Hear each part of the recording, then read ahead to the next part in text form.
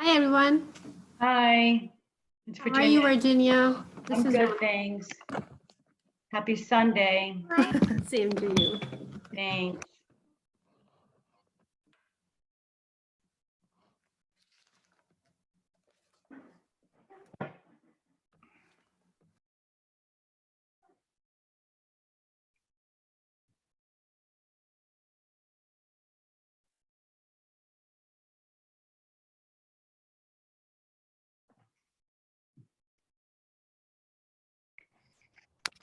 Hi, everyone. Morning or afternoon, I guess. Good afternoon. Who knows? The sun is up. That's all I know. Yes.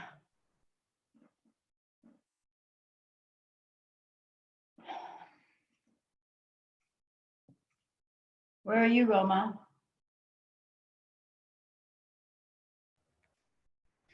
Toronto, Canada. Toronto. Oh, nice. Is it warming up there? Yes, it is. It is. It Good. gets cold during evening times, but. And how about you? Where are you from? I'm in Miami. Miami. Wow. It must be really nice weather there. It's not bad here. Let me see if you can see that. Oh, It's a wow. beautiful day. It's going to rain this afternoon, but for now it's okay. So. Are the beaches open? No, not ours. That's a beautiful view. That's a beautiful view, Virginia. Thank you. It is. It makes working from home not bad, right? Not bad. I will be in that back. I will be in that balcony like 24/7. I'm out there a lot. Okay, let me see who. So, Obi, you on? Oh wait, sorry, I'm okay, there's John. Yeah, I think we're like 34, 35. Okay. But I don't see OVOs. Yeah. Dr. Michelle asked me to host this, and I haven't hosted one of these before, so I'm learning as I go, and I'm realizing that I have to say yes to people, huh?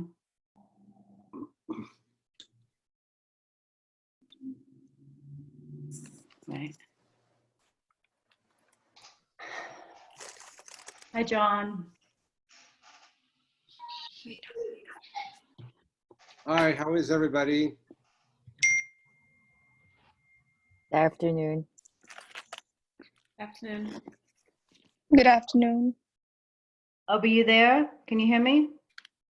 Yes, Virginia. Yeah, I can hear you. Okay, Afternoon, good. everybody, and good morning wherever. I don't know where everybody is, but yeah, morning, afternoon, evening, wherever you are. Yeah, welcome.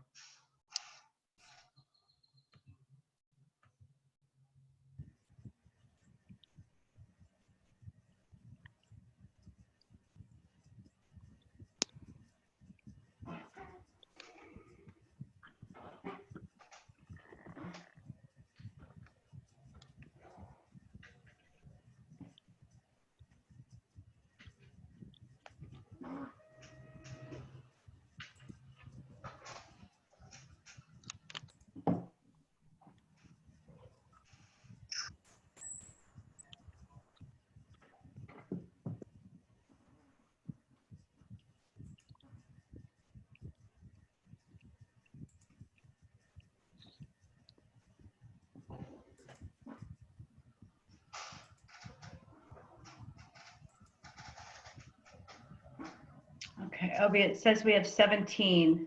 How many are you expecting? I mean, that's a good number for a Sunday. So I don't know. Yeah. We actually took a vote, and I think the majority, the 17, actually are the ones that, because some people wanted noon, and some people wanted some other. Yeah. So I don't know if we have, Sean, Dr. Mitchell, if we have everybody on. Yeah. I don't see Sean. Dr. Michelle can't come. He asked me to host it, so that's what I'm doing, and I haven't done it before, so I'm realizing that I have to let people in, so I'm doing that as they come. I do not see Sean. Okay. Yeah, let's just give it a few more minutes and see who else we're going to let in. Oh, here's Sean now. There's Okay. Sean. Dr. Rana, are you on the call?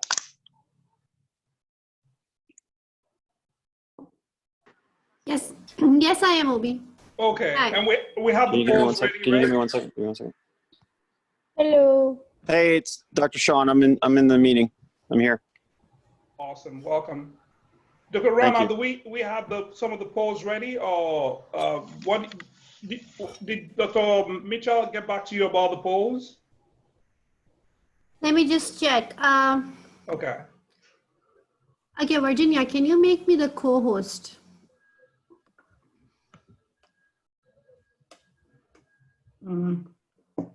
I can try.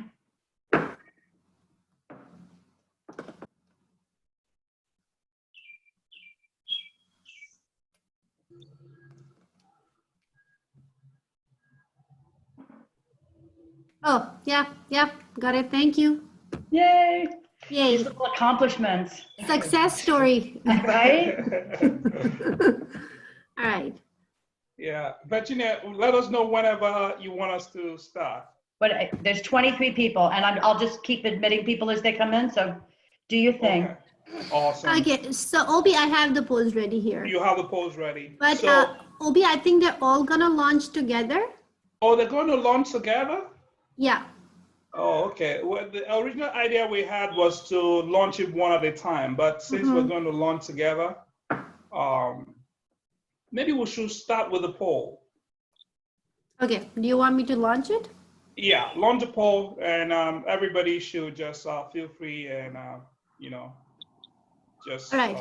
yeah. Okay. Let us know when you're ready. Okay, awesome. You guys are gonna see I'm launching it right now. All right, it started. Can everyone see it? Yes. Yes. Awesome. Right? I can't see what you're looking at. Where is it? Okay, so I just pressed polls, Virginia, and then I just pressed launch Oh, I polls. see. Okay. So I think there are 6 questions. So if you could help us quickly answer those questions, then we move on.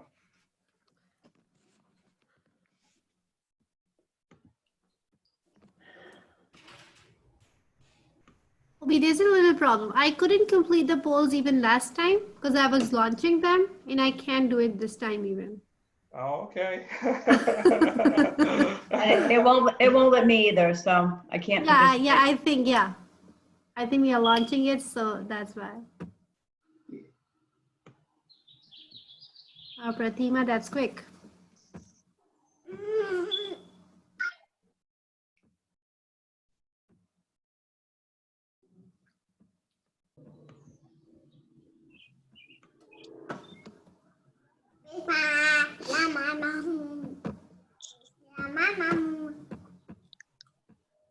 Dr. Rana, Yeah, I'm Yashwita. Hello.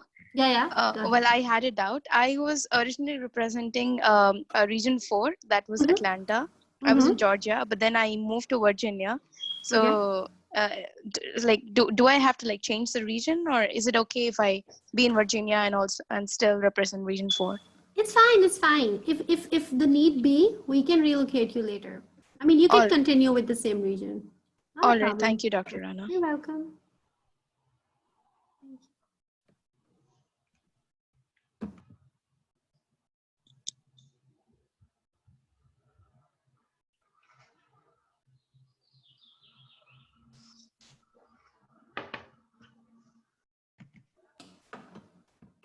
63% have answered. So we'll wait for another 2 minutes. Okay. So, are you in region 4 or you in another region? I don't remember the person who says the name. I'm sorry. I am currently in the region 4, and now, like in the Telegram groups, and previously I registered for region 4, but now I've moved to Virginia. To region 4. I'm sorry, I'm not getting a question. So I was Oh, originally in sorry. region 4. Like residentially, I was in region 4. Now I have moved to Virginia, and I don't know which region it represents. I need to go back and check the list. Oh, okay. No, I think, yeah, I think it's okay if you're in 4. Okay. Only, because I had somebody else asking me about the reason they did the regions, and I was thinking when we start the content tracing, I'm sorry, it's gonna be convenient, to be in the same place that we live. So that's what Okay. I've been explaining almost to everybody. Okay, I get it. And understand that it's all going to be done virtually. So it really doesn't matter where you are because you're going to be doing it by a computer. So it really doesn't matter. And in region 4, we have 72 volunteers already. In the region that is Virginia, which is region 3, we only have 9, but clearly we're going to have a lot more patients in the beginning from South Florida and from region 4. So staying there is fine. If you send something in Telegram to me, we can put you in both regions. Okay, sure. So that we know that when the need comes up in that region to call you. Okay. I will do that. Yes, I will do that. Yeah. Thank you for letting me know. Sure. Yeah, anything CTS, volunteers, just when in doubt, go to Virginia. You're in safe hands. All right, Obi, so it's done. 2 people are left, and I think it's me and Virginia. Oh, So- I see, I see. So do you want to project that for us before we Sure. start? Yeah. Sure. So here it goes. All right, so 95% people have completed the ASTO contact tracing course, and 20% have actually completed the John Hopkins. That's good.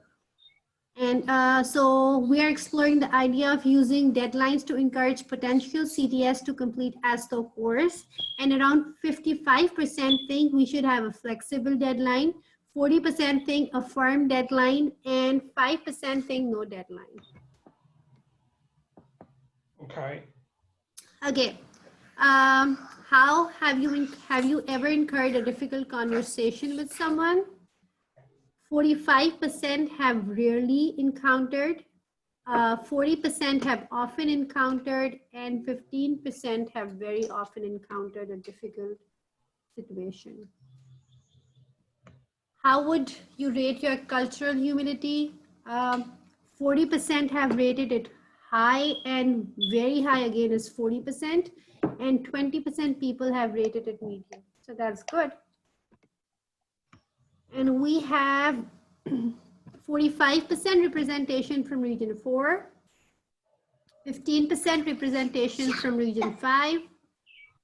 We have 20% representation from region 9, 5% from region 6 and region 2. That's about it. Awesome. Thank you, Rana. It shows we have a few regions that we might move around the people to make Region sure 4. that everybody is represented. So I'm going to share my screen quickly, and we're going to be starting.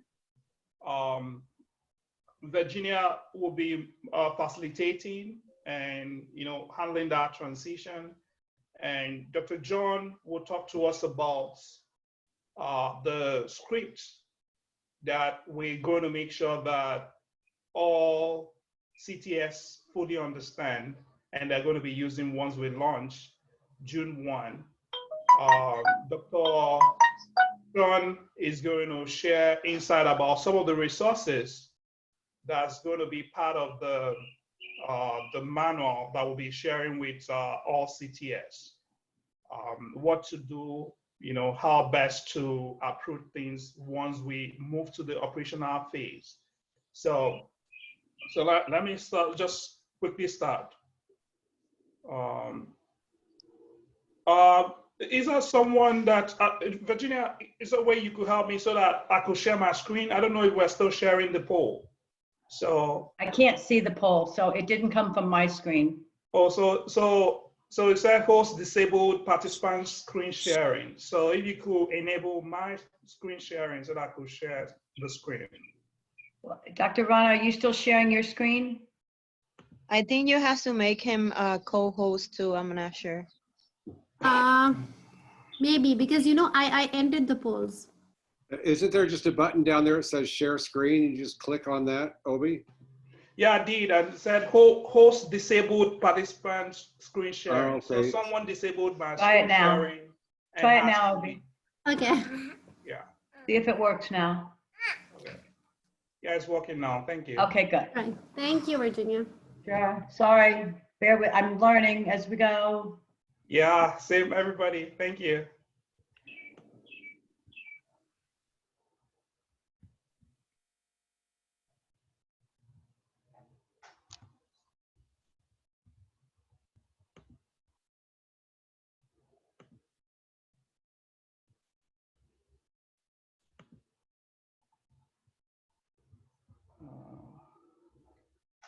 Can everybody see my screen or no? Yes. Okay, just let me just make sure that.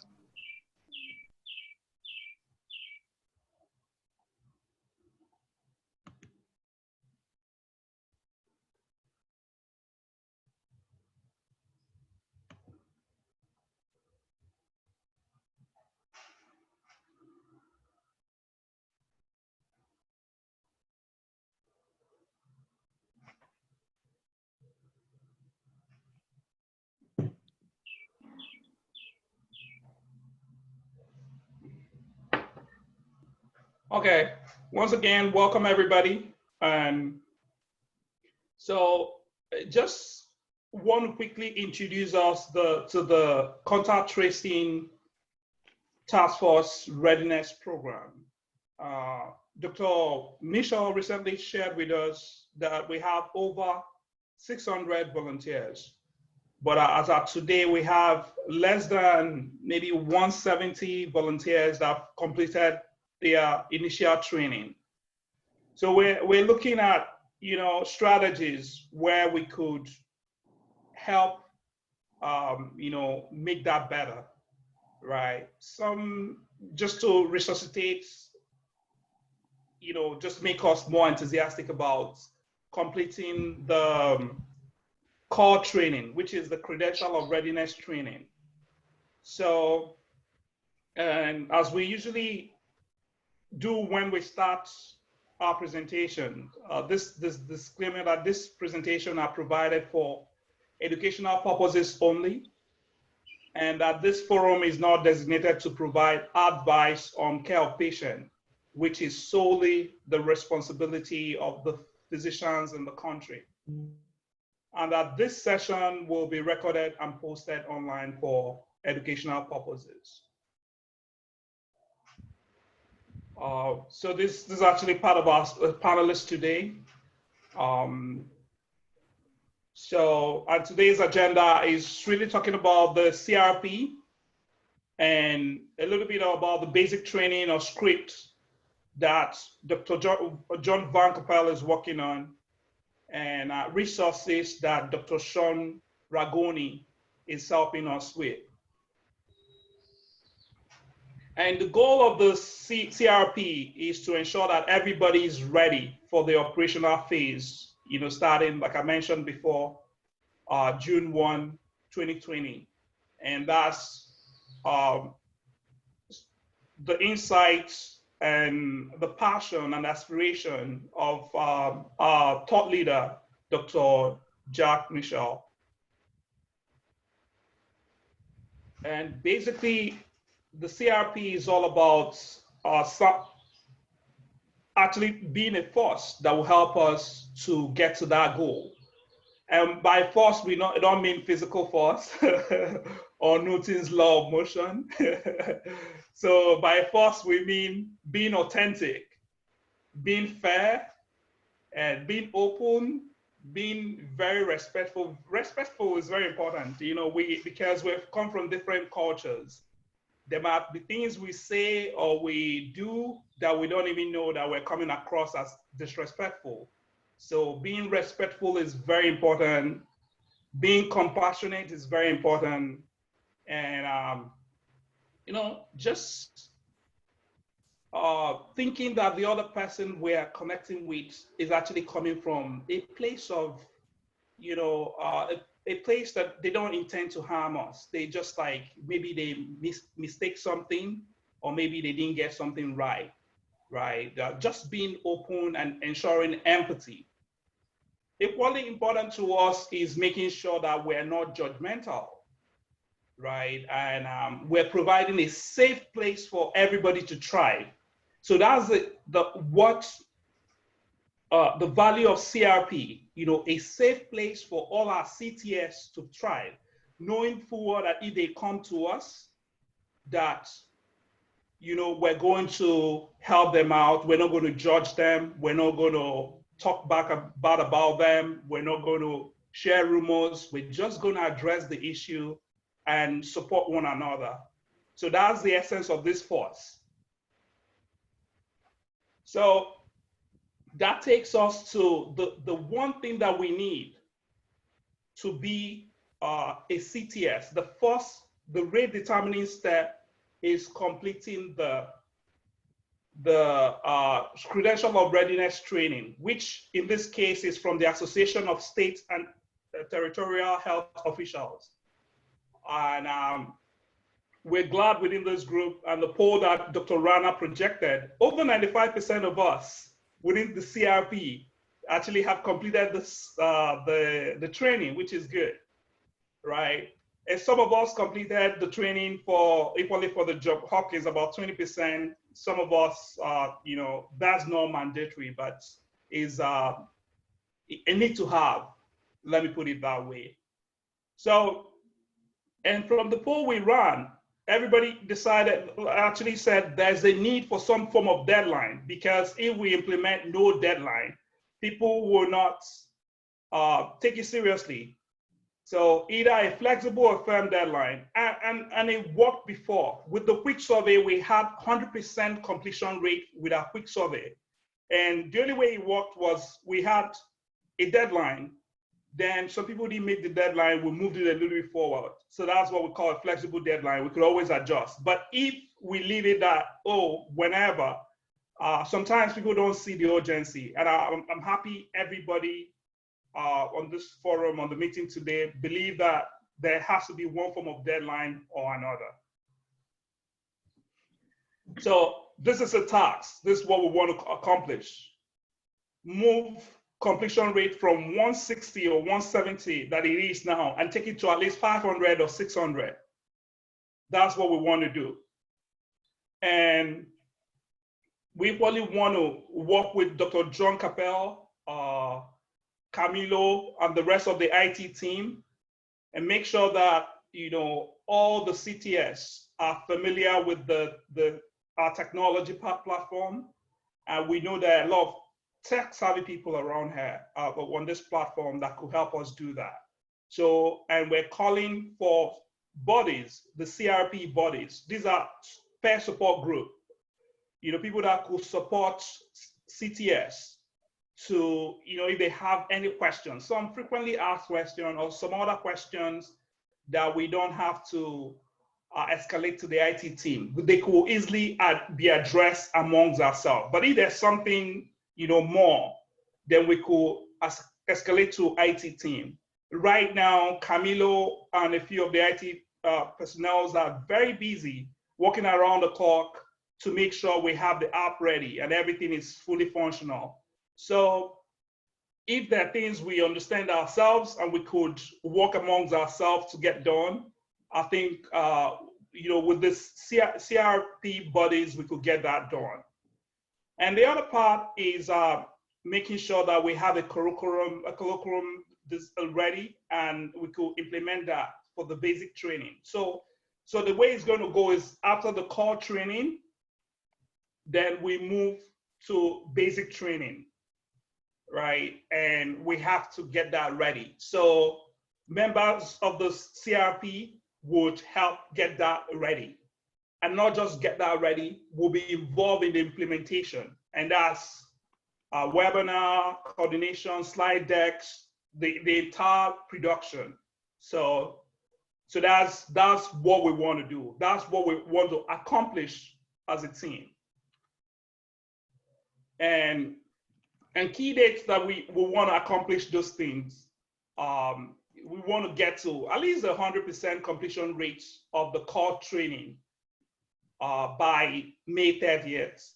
2020. And for the basic training, we want to launch this basic training between May 30th and June 1. So these are the key dates that we're working towards. And I just want to give us an insight what will happen during the implementation, the operational phase, once we have everybody ready to go, what the CTS will be doing. So the CTS will receive a list of contacts from the regional heads, and they will reach out to each person on the list, and they will be using a pre-made script that Dr. Von Capel developed. That's what we'll be using to relay information to contacts we'll be reaching out to. We'll be collecting information from contacts. We'll be sharing important information with contact. And if any of the contacts have symptoms consistent with COVID-19 infection, we're going to be referring them appropriately. So most of the outreach, during the outreach, most of the conversation, as you saw from the poll, most of them is going to be without hassle. You know, it's going to be easy, smooth sailing. But one or two is going to be difficult, right? Because I come from a different culture. Even I moved to the United States about 8 years ago, right? But here, within the United States, when you're with someone and you're speaking with them, they want you to look them in the eye. And that's an element of trust. But in my culture, in Nigeria, like you're speaking with an elderly person and you're looking them in the eye is a sign of disrespect, you know, and I have problems each time I'm back home in Nigeria and when I'm back here to adjust that, right? So there are things you could even do without knowing it, and people will take offense, right? So just know that you're going to make mistakes. It's a lifelong learning, you know, so difficult circumstances are going to come up. And people will not be happy to hear that they've been exposed to COVID-19 when you're reaching out to them. And some people might be scared. Some might be too sick to talk, and they might have lost someone to the virus. Some people are from population, especially Black and Latino communities that have been historically excluded from various things in the US, either access to job, access to education, access to healthcare. So these are historically people that have been excluded. So, and for us calling them, they'll be wondering why are we reaching out to them, right? So there will be issues around trust. So people might be angry at the person that they think exposed them to the virus. So there's a lot going on, right? And we have to be mindful of that. And we equally have to be mindful that we're monitoring our own emotions and mental health and knowing how best to take a break if needed. And as CTS, we're going to bear the brunt of some of those fear, some of those frustration, and some of the lack of trust. So within CRP, we want to make sure that people know what they're signing up for. Our volunteers are ready, not just technical skills. We know like people are technical, they know about COVID-19, but we want to be sure that their soft skills are top notch. So that's what we want to do. So yeah, so that's example of screening match or something like that. So we just have to be ready, and we have to be prepared for that. And to do that, we have to empower ourselves, and make sure that our de-escalation skills are top notch. And part of the keys to that is staying calm and centered, and seeking to understand, then to be understood. Equally validating how someone might feel, and helping people find options, as well as allowing for choices. So this will be our role. That will be part of the the skill lab will be setting up together as CRP members. So our goal is to make sure, we know a lot of people might already know this, but we equally want them to practice, you know, and not some kind of refresher, if I might say, so that we're all on the same page on what the expectations are and, you know, how we're moving forward. So, you know, Dr. Rana projected the poll about cultural humility, right? And it's great that most of us are we understand the concept, we apply it in an everyday life, but some people do not. So we don't want to leave anybody behind. We want to make sure that we have everything covered, right? And some of these things are equally very evolving, right? And cultural humility is defined as a continuous lifelong process where everyone examine their own belief, cultural identity, biases, values, as well as the belief and cultures of others, right? We really pushing the role of expert and becoming the students, you know, and trying to understand what's really going on. So we will be inviting internal experts and a few other people like guest speakers within us, within our team 10, or people from outside, and equally working closely with Dr. Von Capel and Dr. Sean Ragun to make that a reality. So like I said, so the basic training is going to be a skill lab after presentation by any of the guests or speakers we invite. We're going to split into groups and conduct like a role play or mock practices on how to conduct a contact tracing interview, interviewing skills and building rapport, then addressing common challenges. So that's basically what we'll be doing. And what we need to accomplish the major tasks, we need CRP bodies. And these are people that could welcome new members, show them what they need to do, you know, immediately, connect them with the regional heads. If they have any issues around the technology platform, they can always reach out to their body, knowing that they have a safe place to share their feeling without being judged. You know, they are very safe. They could discuss their fears, frustration, whatever that's going on. We want to enable that. Then we probably have a training group that will take care of, you know, the design of the curriculum, seeking like the speakers that we're going to be having, making sure that people have the right resources that they need, right? So that will be the training group, and they will be helping with the facilitation process. You know, during our virtual training, when we break into rooms, there will be people there supporting each group. And yeah, so that will be from the training group. Then we equally have production group that will take care of, you know, the webinar series. They're going to put the whole logistics together, the slide deck, you know, souvenirs, polls, questions, surveys, polls, and questions. So those are people that are going to be putting those together. That will be our production group. So after this meeting, I'm going to be sharing a sign-up sheet with all of us to sign up, and you know, whichever group we want to be part of, we could sign up. You could sign up for 1 or 2 or 3, depending on your availability. But we ask that you at least sign up for 1.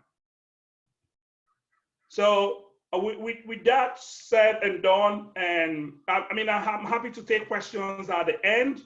And I want to transition to one of my colleagues who I hold in high esteem and has been doing an awesome job, Dr. John Van Capel. I'm transferring to you to share more about the script. Yeah, we've, I I think that you all had the script from last week. I hope you got to use it. The idea with these scripts are, they're really a guide. And my encouragement to you, actually, did you all get a chance to use the scripts last week? Yeah, everyone, you could unmute and respond to Dr. John Caball's question, please.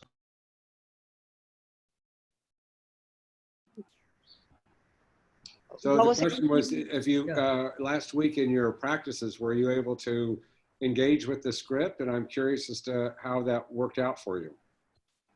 Yes, I did read it. It's really good. It's like a protocol, right? Like a guide. Right, it's a guide. It really is. Anybody else have any comments or thoughts before I? Dr. John, Hey, this is very Norina. nice. It's very nice. It's very informative and very comprehensive, as I earlier said in the chat. Great, thank you. Hi, this is Norina. I did not receive the script. Oh, I I'm don't know, I sorry. missed it. It was available on the Telegram and in the meeting last week. What region Okay. are you in? Region 9. Oh, 9. If you want to, we put it on the regional heads. You one of the regional heads, right? Yeah, yeah. Okay, I put it over there for you if you want. Thank you, Or Valia. John. Okay, thank you. Appreciate it. Yeah, I just got it in the meeting. I put it on the chat. Chat. Yeah, thank you. Okay. Hi, hello, this is Jennifer. Hi, Jennifer. Yeah, I read it and I think it's pretty good. I just think that maybe for region 4 that we have a lot of Latin people and a lot of person who speak Spanish and other languages, there should be like at the beginning or sort of in the beginning, space to ask them if this language is the best for them. Because sometimes they kind of speak English and maybe they can understand you, but it's not the best to make yourself understand them.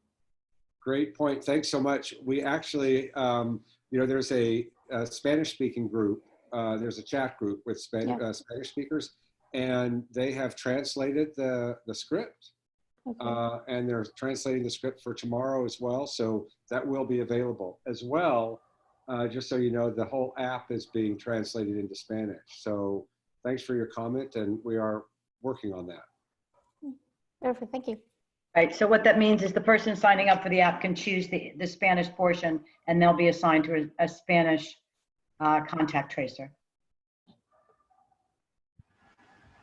So, and as you work with these scripts, the important thing to remember is, first of all, they are a guide, and they're fairly comprehensive to help you go through the conversation and get the information. What I would encourage you to do with the script is not just know the script, the words that are on the script, but understand the script. Understand, that what we're trying to do is get information from them and some key information, and that's in the script. But how you go about doing that will be done in a manner that Obi talked about, and that is, as you find out, are they comfortable talking with you? Are they being a little bit difficult? Are they hesitant?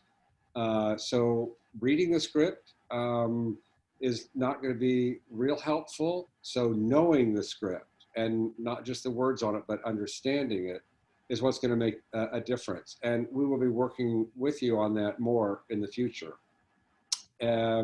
Tomorrow, we'll be presenting another script, and that script is a script for the contacts. So last week was for the COVID positive patient, and this one will be, it's a little bit more detailed because these people may not be expecting a phone call. They may not know that they were in close contact with a person with COVID-19. Although many of them might already know, because hopefully the COVID positive person will have told them already, and maybe even told them that they'll be getting a phone call. So it could be very easy. We don't, that's going to be different with each contact. But the same principle goes, review the script, get to know the script, understand it, and then make it your own with each of the contacts that you will be in contact with. Does that make sense? Yeah. Yes, it does. Dr. Wankapel, I have a question. Ask away. Okay, so should we add the word HIPAA in the script while introducing ourselves? I think that in the script we talk about confidentiality, and we really, we're not doing their medical history. This is, and I don't really know HIPAA. That's more of a question for probably Sean and Dr. Michelle. But they do click on a waiver at the beginning of the app. Okay. So they have to approve that. And I think if you use the language HIPAA, they're not going to know what it is. Right. Okay, it's Dr. Sean. Can I interject here? Go ahead. To John's sentiment, once you, and even in Hopkins, even in the government's regulation when doing contact tracing, everybody says the same exact thing. When you click on this thing, when you read it, that's where we have to have an agreement and an understanding. The agreement is made when they check the box. So we should proceed, if they check the box, we should proceed that they understand wholeheartedly and allows us to move on with the process. If they question things regarding HIPAA, then the CTS will have the ability to just say, or they could intermittently sprinkle it through the conversation, because we did that before on the public health calls. We would say, we just want to remind you that all the calls are kept confidential and personal. We don't share this information with anyone else. Data points are different from personal identifiers. You could be as esoteric as you want, but it's for time purposes. It's important that they click the box and we move on with the process. I just wanted to throw that in there. Great. And both scripts do have in there that this is a confidential conversation. So the word confidentiality is in there. The word HIPAA is not, which that wouldn't mean anything to most of those people. Okay, Dr. Wankapel, we have another question. Okay, sure. When we will be questioning the contacts, are we supposed to tell them who was the COVID positive person they came in contact with? That's a really good question. No, that's also that's private, and that's not an information we will share. They will probably figure it out, and as I said, they might even have been told already. So that is, but that's not information we can give. Absolutely not. Okay, thank you. I think it was in the training that it says you can tell the contact who was the person has the COVID, who was the one who may give them the the illness. So yeah, no. Yeah. So, okay. Any other questions on that? John, I have one question. When you sometimes you have patient, sometimes you call a person who is diseased person who is not try to communicate with you, don't want to talk with you. He's a sometimes very critically ill patient, children like that. So in that case, we should also mention some information so that we can easily communicate. Yeah, they have some other person like the parents, some family members who can contact with us, so we can get the information and trace all of the contacts. That is a good point. We don't have that in there yet, but I think you're right. We need to be sure that most of them we will have I think we have a date of birth, but we need to clarify that we're talking with that if it happens to be a minor, that we get a parent in there with them. So yes, thank you for that. Okay, thank you very much. I appreciate all you're doing. It's getting very exciting. We're very close to having this together, and we will be getting more information out to you in the coming weeks so that you can be well prepared to be a CTS and make a difference in this in fighting this disease. John and Xian, we facing a new problem. Some of the people, region 4, they asking since they opening everything, if it's really worth it what we're doing, and if we keep continuing doing this, and what's going to happen when they start working and they don't have all the time to do this. And recently, Natalie, one of the members of Region 4, she was organizing FIU tournament, the one that Michael recommended. And the dean or her university, he said he's not gonna, he's not gonna send the students right now for, for this, because they don't know what's gonna happen. And the government actually said, not the government, the Florida government said that it might not be important. So it's actually like a contradiction of what we do and what we training all the time, and all the everything that we put in together to make this happen. And some people, they getting discouraged because the government says something else. So why should we tell them, like, when you have somebody like actually messaging you and telling you, like, do you think all of this is gonna be like a waste of time? Which I don't see it now, because I'm learning a lot. Well, yeah, I appreciate Valieska for bringing that up. I think Dr. Michelle will be a better person to address that. But I think that what we'll find out is when we start talking with people who are positive, in many ways, they'll be appreciative that we're helping to reduce the spread of the disease. And so just because the government is not doing it, which is, there's a lot of contradictory things out there. A lot of the government is saying we need hundreds of thousands of contact tracers. So I would say for now, what we're doing is it's proven that it's a key way of helping to reduce the spread of a highly contagious disease. It's needed because we don't have the skilled people to be able to do this. And whatever the government agency is saying, I'm not so sure that's fully true, but Dr. Michelle would be a better one to respond to that. Okay. Dr. Venkata, can I make a comment, please? Sure, go ahead. Okay, so, when we were discussing how to encourage everyone to just join in the group and to actually take the course and take the certification and, continue doing it with us. So I belong to the International Medical Graduate Group. And, Dr. Raguni talked in the beginning and Dr. Michelle told us that we will all be getting a certificate, like a letter of recommendation. So that's good for us. And, a lot of international medical graduates are interested, and that's what I'm telling other people, that's the incentive that I'm giving others to join in. But if we are targeting like other high school graduates or other kind of people, can we have some kind of incentives for every group? It's going to take a while, but some sort of incentive that they actually get a certification or something. Well, of course, I mean, first of all, they will get, if they take that that one course, the ASHO course, they do get a certificate.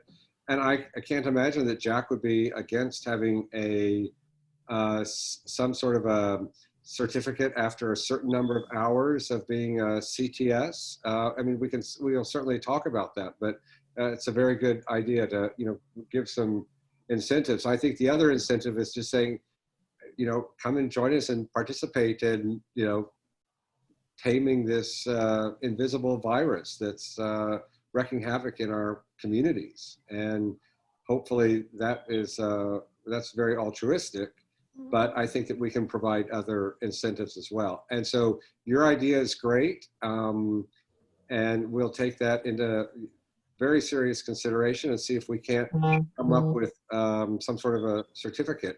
But I think it should be based on a number of hours of participation or something like that. Yeah, I think that the number of hours will do great. Thank you, John, Dr. John. Yeah, so I want to quickly go back to Valeska's question. Then I know, Rana, you're looking at the chat and you're taking up more questions, and we're going to be asking that right now. But just quickly about Valeska's question. Valeska, part of contact tracing, the idea is equally to stop a second wave of COVID-19. Right, so that's the major issue here. Like, as the economy opens, as people go back to work, how can we stop a second wave? So don't be discouraged. What we're doing is very strategic. It's geared towards, stopping further transmission and equally stopping potential second wave. Thank you. So, Dr. Rana, over to you. Still, if you have questions on the chat, please keep going. Okay, I just want to make some clarification. There's no IMG group, but what I meant was that the IMG among the group 10 contact tracing, because a lot of people, I think, misunderstood that there's an IMG group. So I just meant that the IMG representing from group 10, they were told that they would be given a certification. So that's what I meant, guys. Okay. So we are all in the same group. I'm sorry, Dr. Van Kapel, people are asking if there's an IMG group and they want to join it. So I just wanted to make sure and make the clarification. But you know, there's no reason why you couldn't have, like, if you wanted a, you know, a Telegram group, you know, there's a Spanish speaking group. You know, if there's some special concerns and questions or way to build community amongst the IMGs, I think an IMG Telegram group is a great idea. I'm actually part of the Spanish speaking group, and I'm quite enjoying, you know, having some contact with the people there. So, you know, you might have other people that want to join you as well to find out, you know, what are some of your issues and concerns and get to know you better. So there's no problem in creating that Telegram group. Okay, that would be a good idea. Thank you, Dr. Van Kapel. Okay, so we're going to take it from there. Let's see who's going to be in charge. I think I'm going to talk to Dr. Obi about it. How do we manage that, Dr. Obi? Any idea? Well, we could discuss that after this meeting. Okay. We just don't want to, we want to keep to time on this. Okay. Do you have further questions there? And I don't know if Dr. Van Kapel is still, if we, I think a couple of, after Dr. Van Kapel, we're going to move to Dr. Sean Ragun. Great, thank you very much, you all. Thank you very much. So there's one more question, and Alice is asking that as per the training, we need to supply contacts that we ask to quarantine with information and support. For example, testing sites, childcare, elderly, thermometers. Will we get this from Larkins? Yeah, that's the other thing about, as we use these other training programs, because they're very good, they're actually coming from a different context. You know, they're more community-based and maybe have funding for those sort of things. We really are an information gathering, and we provide support by helping people understand what it means to either self-quarantine or self-isolate, and to follow they're tracking their symptoms. And we do have a group, a peer support group, where they can get some emotional support from our volunteers. And then, of course, that they can provide their plasma at the end of their cycle of illness. But as far as those other things, those are things we won't provide, and we will be clarifying that in our training manual so that people aren't confused. So we're a little bit different than some of the other training organizations. So we just need to remember what our context is and not promise anything that we can't provide. But thank you for that clarification. Doctor, sorry, but then how can we ask people to quarantine for 15 days without working, with maybe a child that needs cares or without food? If we cannot like help them with that. Right. This is, I mean, those are very real situations that we're going to be encountering, and those are going to be very difficult and even painful for some of us to be talking with somebody in that situation. But our goal is to help them think through what are their resources, other family members, other relatives, other social services in their area that they can look to for guidance. So that's the type of support that we can provide, but any sort of material support, we don't have those resources. I think I'm sorry, Dr. John. I think if we get it from the each organization where we live. For example, here in Miami, they have places they can help with the food. They actually don't help with the shelter or isolate the person in a hotel or something like that. But I think, in each of the places that we live, we should get the information. This family member that I'm kind of helping right now, he was concerned about the food. He didn't have, he couldn't cook, or, he didn't have the energy, something like that. And they bring in the food like 1 or 2 times a week to the house. So that's a little help for him right now. So we're gonna have to look for sources, around an area. And I think that's another way that the Telegram groups will be very important, and how we can use them. When you come up with a situation like that, ask in the Telegram group, what are the food sources in Miami, or what are the food sources in Richmond, or wherever you are, so that you can share that information with each other. Maybe John, can we have like a drive or something for that, like a Google Drive, like Dr. to put Rana, everything and then we can search in there. Dr. Rana, Yes. we can So also, Dr. Sean Ragun is going to talk about resources, and I think within various regions, we might have to work with regional heads to find out what exists there and see how we could collate it together. Dr. Sean, are you on the line? We want to transfer the mic to you. Yes, I'm here. Okay, please take it from here. Okay, so when dealing with resources and training and implementing the training. Hold on one second.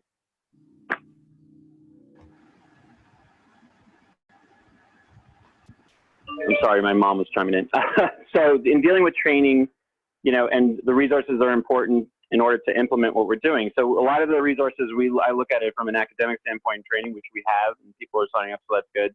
But now what we need to do is provide resources for them in order to implement what they've trained, and also know the pitfalls that occur while they're on the phone. So we've left a couple of, I talked to Dr. Jack regarding vignettes. So I made an attempt to do like a split screen, me just switching shirts or hats and shit and stuff to be able to do a call, like how a call would go, and the 3 most common pitfalls that we would run into. So we decided that we should be able to use the videos that are already published on YouTube because they're really good vignettes as well. Like, you're going to encounter people who are going to have loss of life in their family because of it, which is going to bring undue stress to the phone call. But it's important that from a resource standpoint, that our CTSs understand that we know this is difficult. This is a pandemic and a deadly virus, and illness is part of it.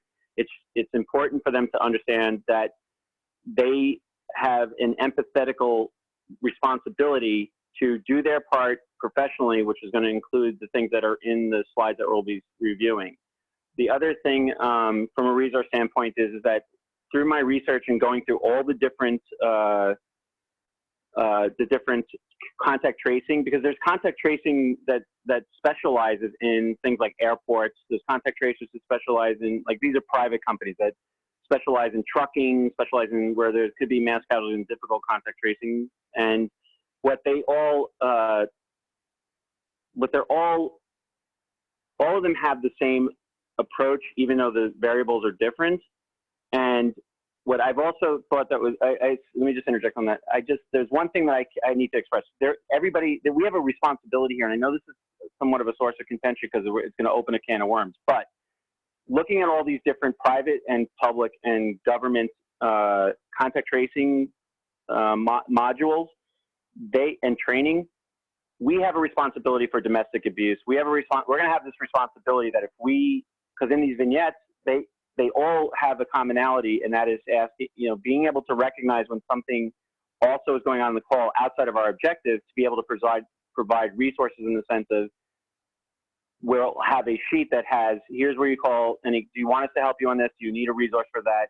Or please look at our resource page and go to the links that are on this and that. Or if it's a medical question, please speak to your primary care physician. If you don't have one, here's the CDC's line or HHS's line.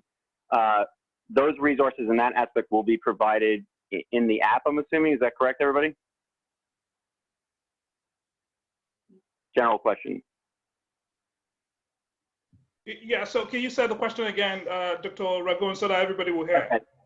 So one thing, what I'm isolating this is the things that are going to be problematic. Everything else, the scripts, all of that is already there and should be easily followed by everybody. So what I'm picking out is the things that are going to impede our process or impede the CTS's process.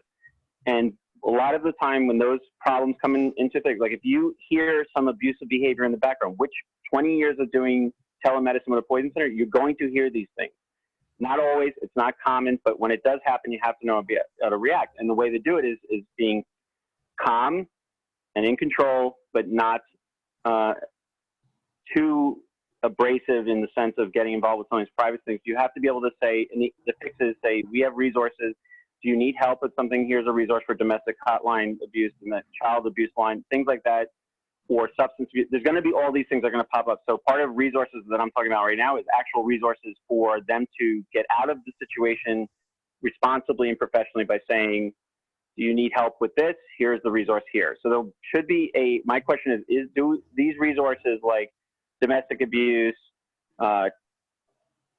any type of, there was one where they feel that there was the treatment that they were receiving was bad, and it's like, this is not something for a CTS, but a CTS may get that question and go, oh, I don't like doctors. There's one where the guy says, I don't like doctors, my doctors treat me bad, and they provided in the vignette, they provided an outlet, a source that they could go to, right? So we need to have a sheet that we could make, the goal is to make the CTS's life as easy as possible and gain the material that they need, and that everybody's happy in the end. And it has to be a happy medium there, and CTSs have to understand that they shouldn't absorb the brunt of the patient's, from an empathy standpoint, should not absorb the patient's stress. And the stress relief for that, and the answer for that, or the solution for that, is having a list of websites that they can read off to them, pick and choose which one is appropriate for the situation, and say, look, here's the domestic hotline. Would you like that number? And then move. If they say no, it's a yes or no question. You want to keep these to closed statement questions. There's some abbreviations and glossary terms that I added in one of my projects that will help them as a resource to use the language of their profession, which is the CTS, in order to mitigate that situation. Because again, we can't have 45 minutes to an hour phone calls unless it's absolutely necessary. So resource-wise, there'll be all of these different types of websites that they can go to, because we're essentially mostly web-based. And then from the standpoint of resources for them to turn to, they will be able to turn to me. And what I will do is cross-train or work with and go through with someone else in this room as we go through, like Obi's already brought that up to me, that he would, that he actually brought it up to me, like, allow me to help you too, so that he could go do the same thing I do, and then we do another one. And then eventually we're going to have everybody that's in this room being able to, who does deal with the head of a region, have the ability to, their learning curve will have them ready to go and answer the same questions that I do. It's just a natural process that's going to occur. And these regional heads will step up anyway. And I'm sure you guys all agree that if once you have the technique down, you'll be able to implement it, right? Because what we all have here is critical thinking skills. So I don't want to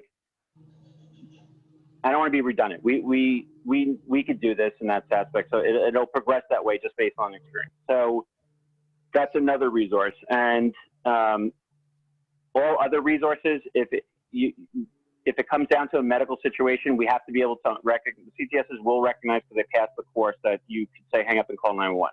Patient's priority is number one. If you look at the front page that only has 3 most important stuff, the call is very important, but patient's health comes first.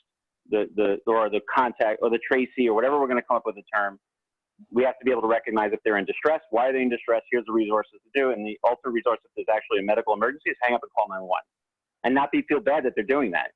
They can't be attached to that case because they said, because the best plan of treatment at that time, the standard of care at minimum, is going to be hang up and call 911. And then they'll be able to, they won't absorb the stress from that. They may a little bit, but it won't be something that'll be PTS down the line, There's another aspect of communication-wise. It'll have to go while we're in process. This is why they have to have direct communication with me and then whoever I train or whoever wants to train with me on this, on how to take these calls and even the hard ones. Because again, I've been through every single scenario that you could think of, even from terroristic things, even for somebody involved in secondary to a terrorist event, you know. So these are stressful things, but it doesn't have to be something that's going to tax our CTSs. Again, my goal is to get everybody on board and support them while they go through this, so that we can get as many as we can, and providing the standard of care of tracing, and also adding, you know, like supporting and bolstering the cause of what we're trying to do. Because again, I shared something with Dr. Jack about we could, in emerging threats, you get an ability you have a third eye.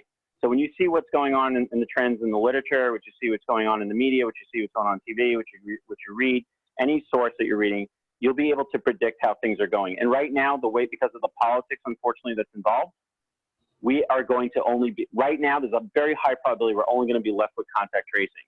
And we're starting to see people like Dr. Friedman from the ex-CDC chief and other high medical civic work.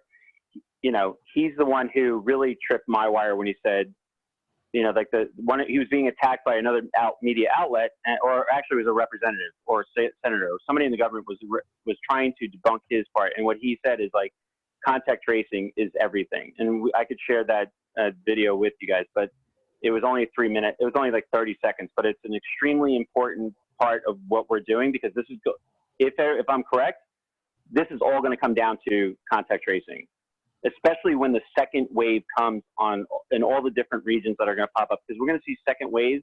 We still haven't seen first waves in some places. So statistically speaking, we have to be ready for that, because this contact tracing, I'm sure Dr. Jack will and Ovi will agree with you guys, with me, is that this is going to take off in a way that we have to be prepared when it does take off. So if we read the tea leaves correctly, we will be prepared. So one of that being prepared is utilize this time down. I would consider this somewhat of a lull time to get everybody confident into taking calls. And part of that is going to be these resources that we're going to provide to them. And a lot of the resources are going to be on the fly. And we'll have to be creative. But this is part of our mission of kind of my mission statement is being able to improvise, adapt, and overcome. And in that improvise, adapt, and overcome, it'll be able to have people defray stress and refer stress to some other part of their life, so that they can focus on this, and we could get our mission critical outcome that we're looking for, and we're being asked to do. Because another thing, this whole thing about hiring people is not good.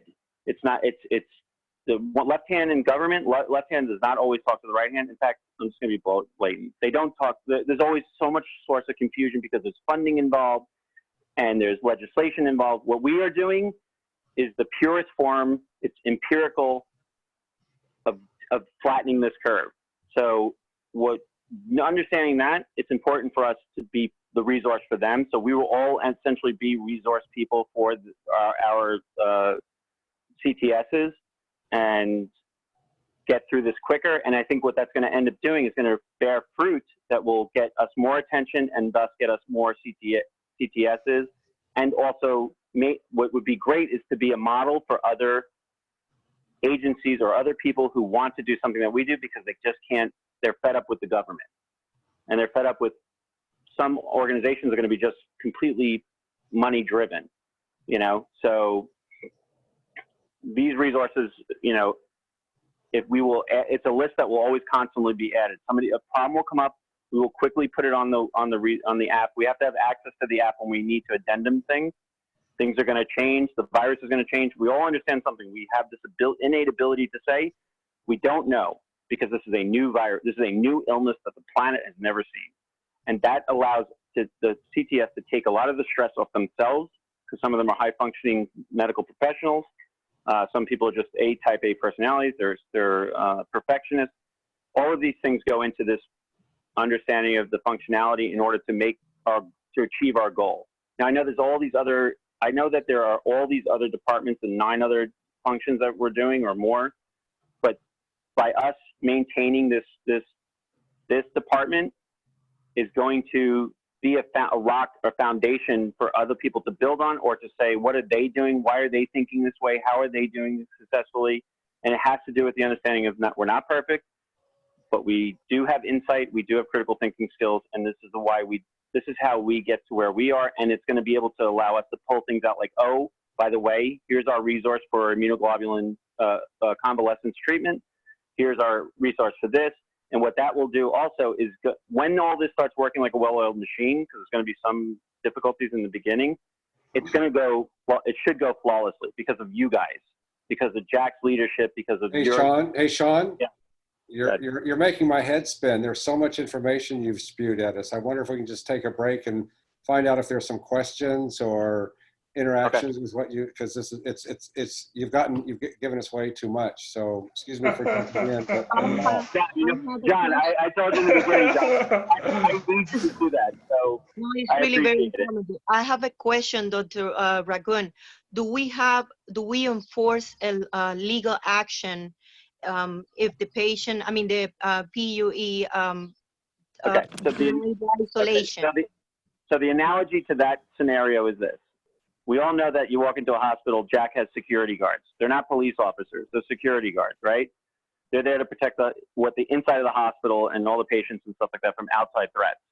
But they're not police officers. They're not law enforcement agencies. We as CTSs are not enforcement agencies. But what we do, like a security guard, is protect the infrastructure, protect the patient or the caller in the sense, or the trustee, whatever we're going to come up with a term, and be able to report what we are doing to the proper authorities, which are going to be two ways. One, our internal memo will be dealt with by the administrators and we will get it to the proper authorities.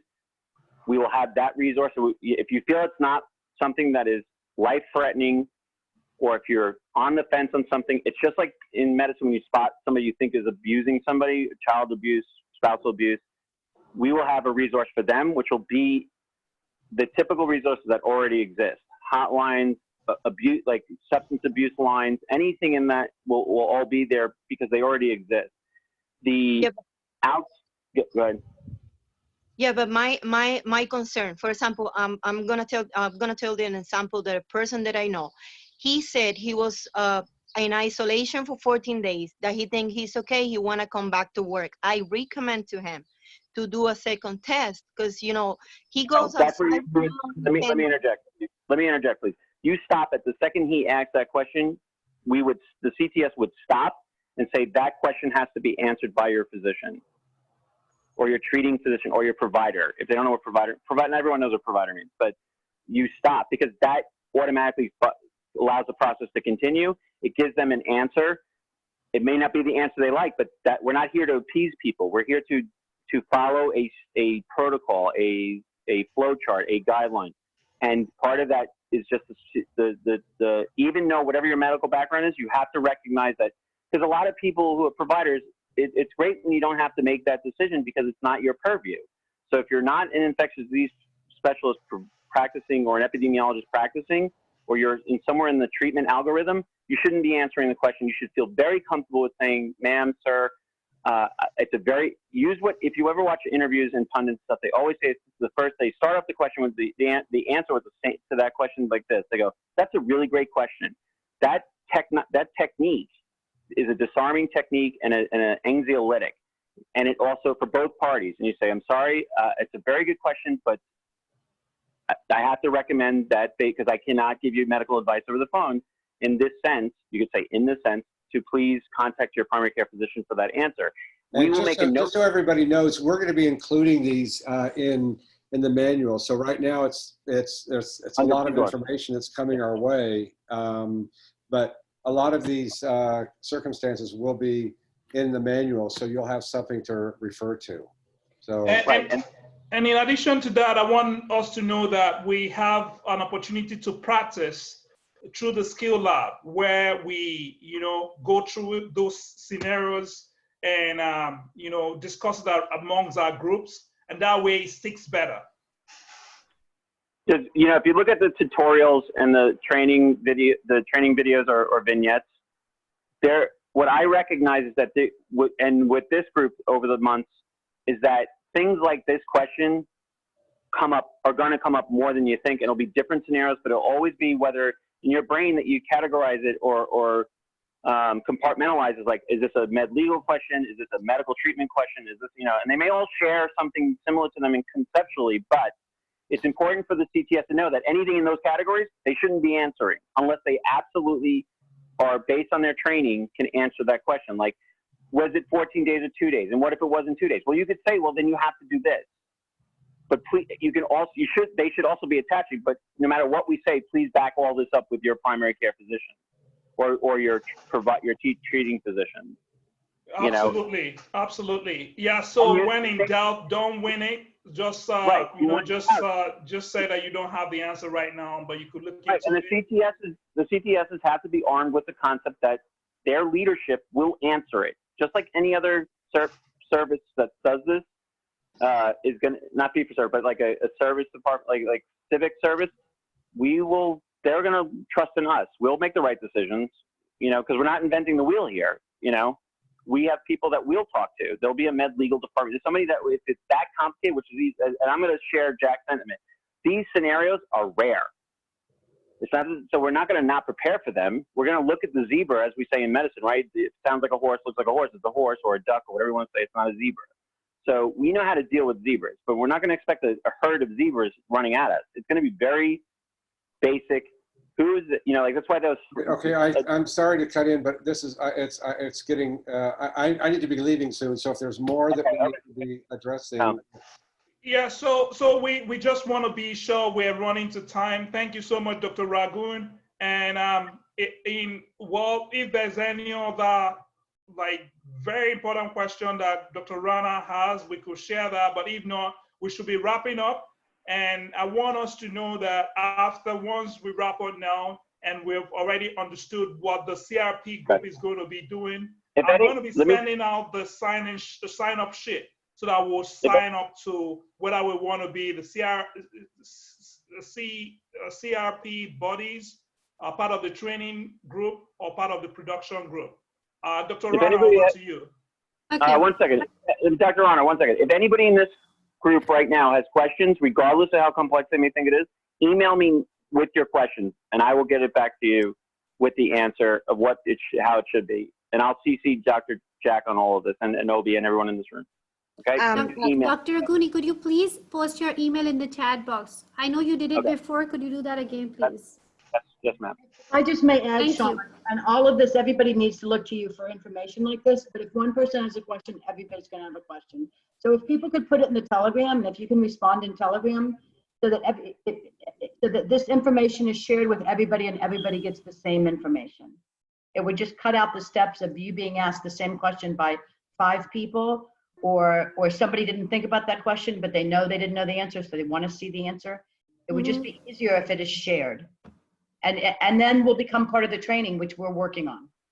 Right. Dr. Beckman, I have your phone number. Can I text you instead of the email? Because sometimes I get lost in my emails. Yeah, it's the 470 number. I'm not sure. That has to go back because I'm on my phone with the meeting. I'll put both in the chat right now. Okay, awesome. All right. So Pratima, could you just post your question in Larkin's group, and we can take it from there? Okay, sure. Thank you, guys. Over to you, Dr. Obi. Okay, well, thank you, everybody. Please expect the sign-up sheet from me, and I will hand it over to Virginia now to round up. And I think we've come to the end of the meeting, but I'll hand it over to Virginia. Virginia. I don't have anything. We're still working on all this. Dr. Rana, do you have anything? No, not yet. Okay. Awesome. Thank you, everyone, for attending today's meeting. Expect the sign-up sheet, and see you all very soon. And see you tomorrow at the main meeting where Dr. John Capel will be sharing more insight on the state of the COVID Fighter app and some of the next steps. Thank you for making it, in spite of today being a Sunday. We really appreciate the huge turnout. We have 27 participants, which is great, out of 35. Thank you, everyone. Thank you, guys. Thank you. Enjoy your Thank Sunday. you, Dr. Obi. Yeah. Thank you. Thank Have a you. great Thank day. you. Thank you. Have a Bye. nice day. Mhm. Have a great day.